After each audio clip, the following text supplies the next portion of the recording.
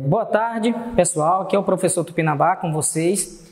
E agora, inovando com as videoaulas aqui no Colégio Santa Rita, até porque o momento é propício, né? Vivemos tempos difíceis, mas com certeza vamos passar essa tempestade. Como diz o ditado, depois da tempestade vem a bonança. Meus queridos, é o seguinte, nossa aula vai ser pré-ENEM, referente ao terceiro ano, Biologia 1, no nosso material aula 6, tecidos conjuntivos.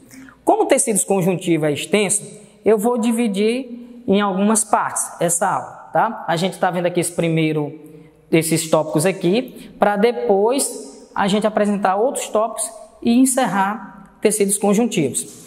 De qualquer forma, tecidos conjuntivos são vários. Eu posso elencar tecidos conjuntivos propriamente dito, tecido conjuntivo adiposo, tecido conjuntivo cartilaginoso, tecido conjuntivo ósseo, tecido conjuntivo sanguíneo.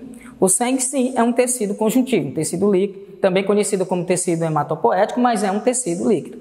E aí, nós temos aqui o seguinte, o tecido conjuntivo, ele vai apresentar, como características de início, nós temos aqui diferentes tipos de células, até porque o tecido conjuntivo, ele vai não ser somente um tipo, são vários, então ele não poderia ter só um tipo de célula. A exemplo disso, eu posso citar para vocês os adipócitos, que são células do tecido adiposo, que constituem a gordura, mas fazem parte de tecido conjuntivo. Abundante substância intercelular, ou matriz extracelular. Quando estávamos falando de tecido epitelial em aulas passadas, presenciais, nós vimos que o tecido epitelial ele é pobre, ou quase não existe a substância intercelular, diferentemente do tecido conjuntivo, que é rico. Outra característica é que ele é ricamente vascularizado, ou seja, muito dotado de vasos sanguíneos. Mas aí nós temos que atentar para um fato, existe uma exceção. Qual é a exceção? É o tecido cartilaginoso, e nós só vamos falar a respeito disso lá na frente, quando estivermos abordando o tecido cartilaginoso propriamente dito, ok? Tem origem principal no mesoderma. Então, esse mesoderma aqui, nós vamos lembrar lá da embriologia, que remete aos folhetos embrionários. Endoderma, ectoderma e mesoderma. Tudo bem? Pronto, nós temos aqui as principais funções. São várias, mas eu elenquei algumas. Unir diferentes células e órgãos. Então, ele faz essa união entre células e órgãos.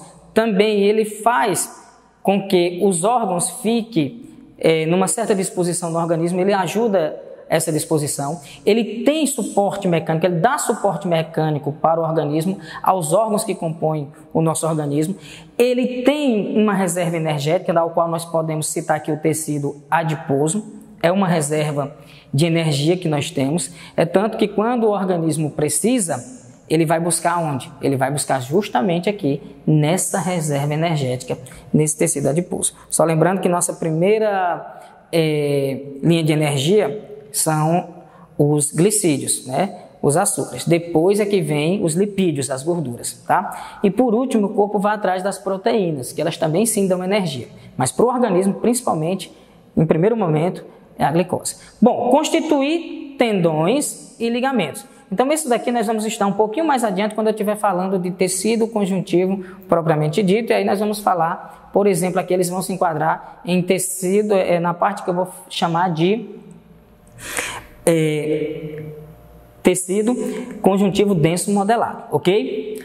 Bom, continuando a nossa aula aqui, meus queridos, nós temos aqui caracteres gerais, e esses caracteres gerais aqui são eu vou abordar 3 tipos de fibras, tá? O que é importante lá no tecido conjuntivo é que ele produz fibras colágenas, fibras elásticas e fibras reticulares. Bom, fibras colágenas, a principal proteína aí encontrada é o colágeno. Nós temos vários tipos de colágeno no nosso organismo, é a proteína mais abundante do nosso corpo, é o colágeno.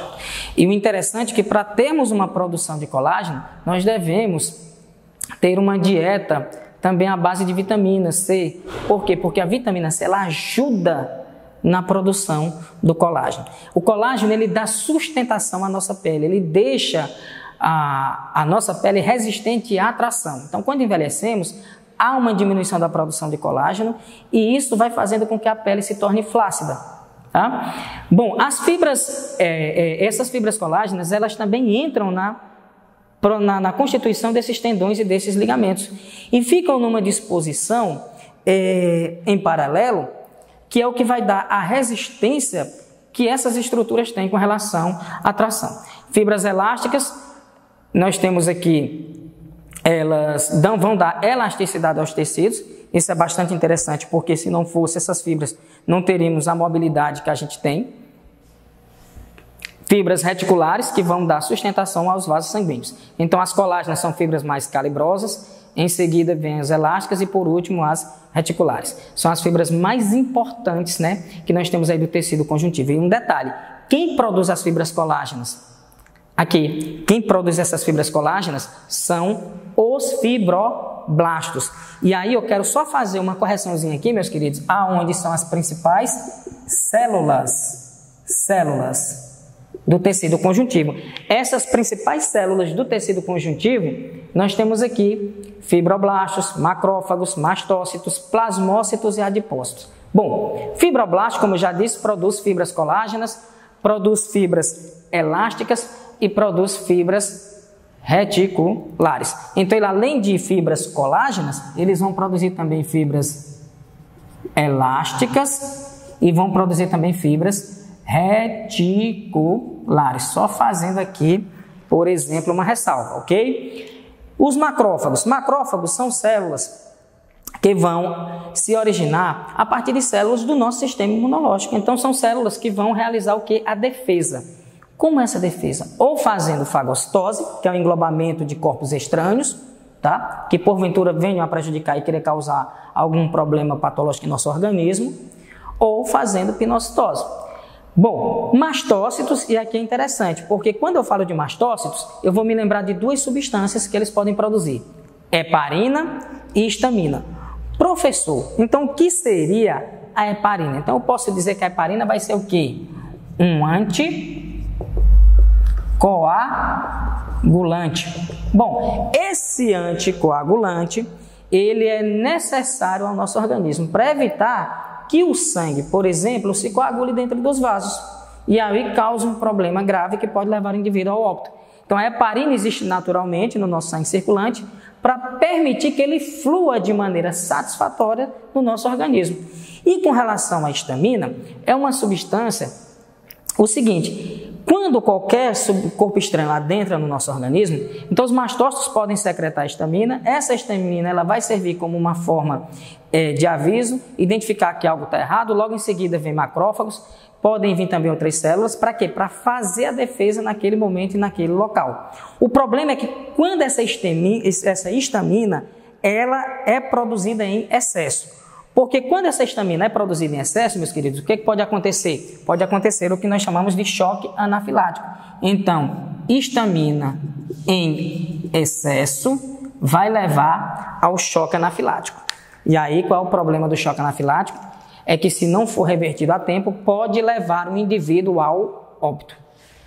Bom, em que caso isso poderia acontecer? Tem pessoas que são altamente alérgicas a picadas de insetos, a abelha, por exemplo. Então, se ele não tomar o antídoto, pode vir a óbito. Então, pessoas que têm alergia a medicamentos também seria um outro exemplo, principalmente quando tem um choque anafilático numa mesa de cirurgia. Aí, se não for feita uma intervenção que consiga reverter o quadro, o indivíduo pode ir a óbito. Os plasmócitos, eles são especializados em produzir anticorpos. Então, anticorpos são substâncias que vão nos defender de agentes externos.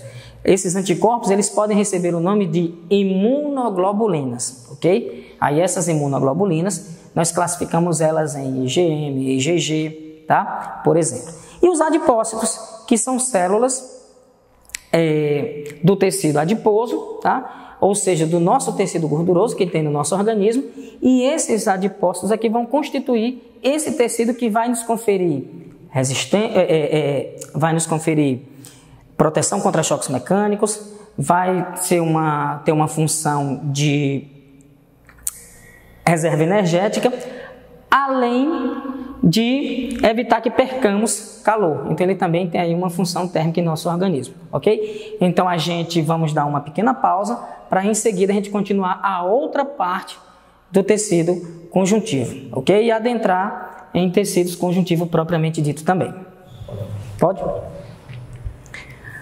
Bom, pessoal, como eu tinha dito, nós vamos começar a segunda parte aqui de tecido conjuntivo, né?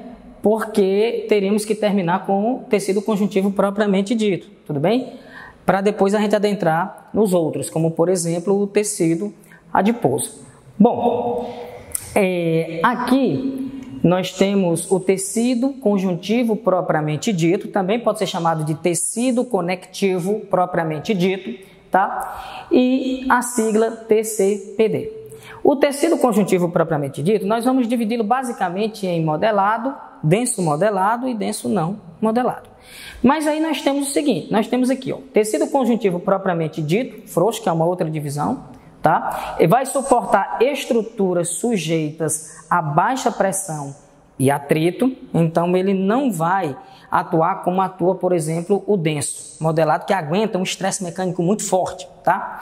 Então, pouca quantidade de fibras, preenche espaço entre células musculares e em torno dos vasos sanguíneos. Então, indo lá na primeira parte dessa aula, nós vimos que uma das funções do tecido conjuntivo como tal é preencher espaços vazios no organismo.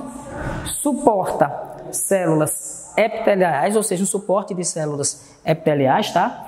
E quando eu venho para o tecido conjuntivo propriamente denso, ele vai suportar o quê? Estruturas sujeitas a alta pressão e atrito. Isso é o que leva, por exemplo, a um estresse mecânico. E esse estresse mecânico é forte, então só o denso para poder aguentar. Ele tem uma maior quantidade de fibras, ao contrário do que nós vemos aqui, pouca.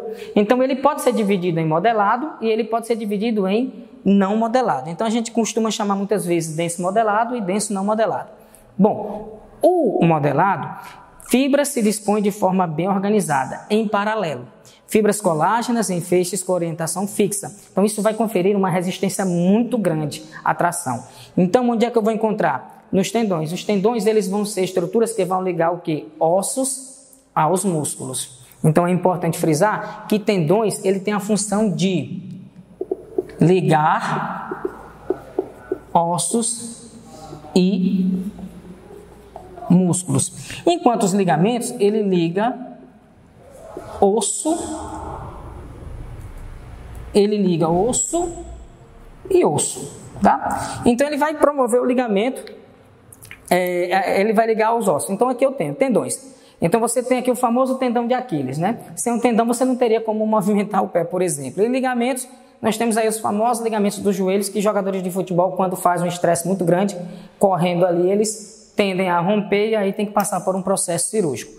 Já o não modelado são fibras colágenas entrelaçadas, mas não tem orientação fixa. Confere resistência, professor? Confere, mas não confere uma resistência grande.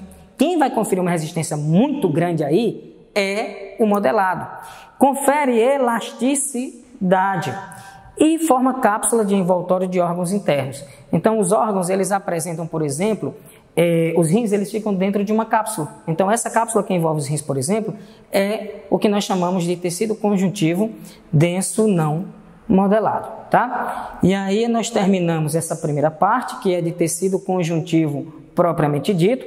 Logicamente que temos outros tecidos para serem analisados e, de acordo com essa aula 6 aqui, no nosso material, nós temos tecido conjuntivo propriamente dito, tá? Que já foi dado, tem tecido hematopoético e tecido adiposo. Então, se torna uma aula muito extensa por conta de abordar 3 tecidos em uma aula. Então, o que é que eu preferi? Eu prefiro fazer pequenas videoaulas falando de cada tecido em particular, porque não fica uma aula tão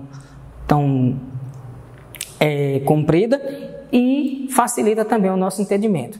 Então, desejo a todos um bom estudo após essa aula. Vão aos livros, aprofundem, fiquem com Deus e um abraço.